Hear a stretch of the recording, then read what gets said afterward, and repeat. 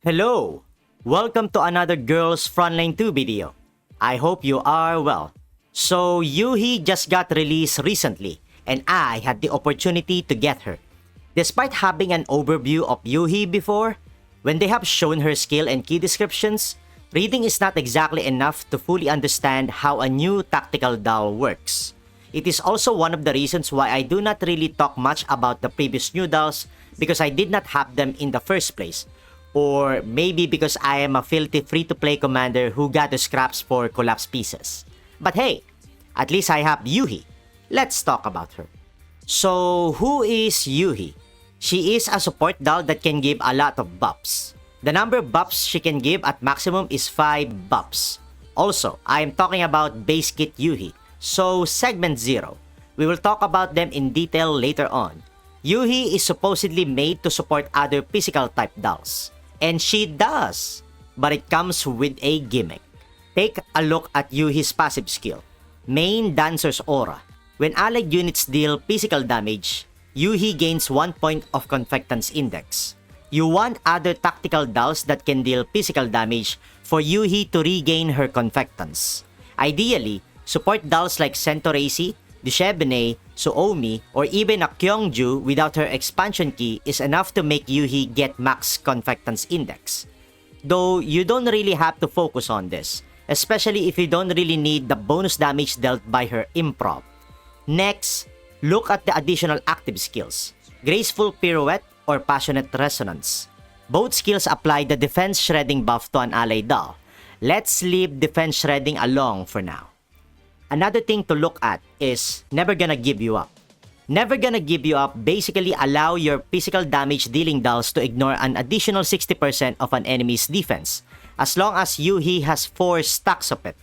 Yoohee gets the 4 stacks of Never Gonna Give You Up by triggering Best Dancer 4 times, or by using Graceful Pirouette or Passionate Resonance 12 times. Now, what is Defense Shredding? Defense shredding seems very complicated, but I will try to interpret it for you. Tip number 1. Only physical damage can make use of this buff. Physical-oriented dolls such as Yoohee, Diane, and Papasha can make the most out of defense shredding. Tip number 2. Defense down debuffs help out in adding more defense ignored to the enemy. Tip number 3. Defense shredding starts to make a big difference if your doll ignore more than 100% defense of the enemy, which means it starts at 101% and above, and for every excess 1%, it will be converted to the match damage increase ratio according to the conditions. The following things I'm going to say are based on my understanding or interpretation based on the damage increase ratio and criteria of the defense shredding. So if I screw up, you are welcome to roast me. Yay! Anyway, I'm going to ignore the less than 100% and equal to 100% because it will just confuse both you and me. If the ignored defense is between 101 and 200, all 1% will be multiplied by 0.75 and the product will be the additional damage.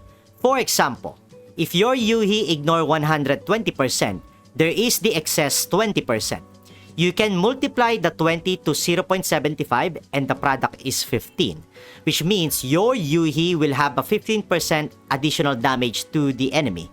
If the ignored defense is between 201 and 300, all 1% will be multiplied by 1. So if your doll ignores 220%, the additional damage will be 20%. And lastly, if the ignored defense is more than 300, all 1% will be multiplied by 1.5. So if your doll ignores 320%, the additional damage will be 30%. I know it is information overload, but I do hope you get the idea behind defense shredding. It is the buff that makes up the gimmick of Yoohee's physical support role.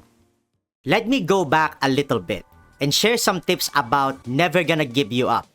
Don't use any elemental or base damage dealing skills because it will disable the effect of Never Gonna Give You Up for 2 turns.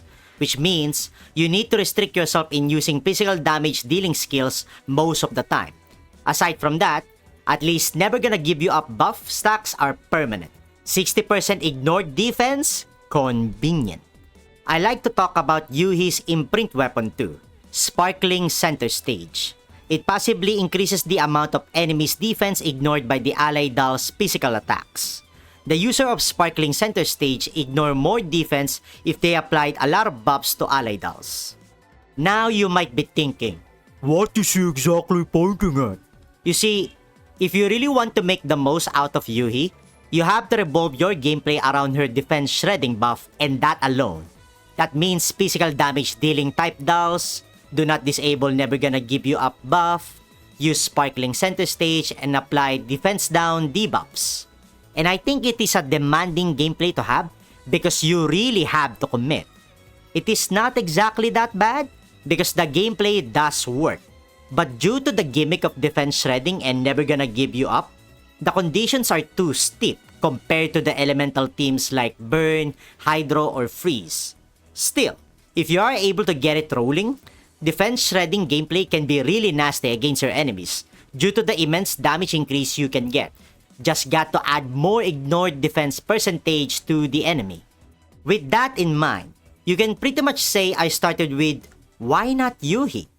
She has a very demanding buffs to work with, defense shredding and never gonna give you up.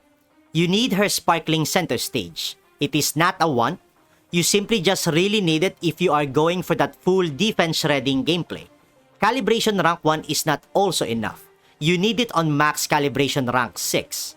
You might be also wondering about fortification or duplicates. Though honestly, Yoohee is one of the expensive dolls to get a duplicate for. And if you care about her specific physical support role buffs, you might not really find what you are looking for. I will only talk about the most notable ones. On segment 2, she can apply defense down debuff to the enemy with highest defense when she triggers Best Dancer. It's an okay segment upgrade.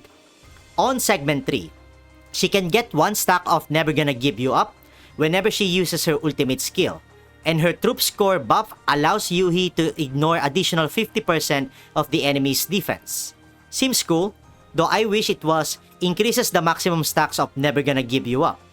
On segment 6, when she triggers Best Dancer, she applies the buff pre-show warm-up, which increases the critical damage of all ally dolls by 25% whenever they deal physical damage. Really great, but the issue is that it is on segment 6. Expensive! I omitted some of the segments, but frankly, they are more or less sustain options and additional ignore defense for Yoohee herself. If you think about it, the more segment upgrades Yoohee gets, the more she becomes a sentinel type doll than an actual support. Those are pretty much the main reasons why I do not think you should invest too much on Yoohee. She is expensive, very gimmicky to work with, and requires a lot of things. Of course, I don't want to sound too negative against Yoohee because there are also many great things about Yoohee. Let us balance things out. If there are negatives, there are also positives. Yoohee's base kit is really great as a general support. I mean this also at her segment 0. She can reduce the amount of targeted damage your dolls get. She can stun, increase the stability damage done to enemies, has extra command, can use one of her additional skills that can increase critical damage, give a healing mechanic, or shelter buffs. She can also heal or cleanse debuffs of all ally dolls in the map when Best Dancer is triggered. The only thing missing from her is restoring stability index, but you have the emergency repair for that. Yoohee is so great as a general support. If you are just looking for a support doll that can do a lot of things and benefit your squad in the long run, Yoohee is your go-to. You don't even need to use the defense shredding and Never Gonna Give You Up. If you can let go of Yoohee's 2 gimmicks and can just make do with the other substantial buffs, healing or cleansing, then Yoohee has a lot to offer for you.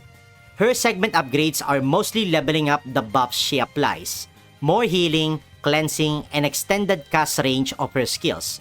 And trust me when I say they are many.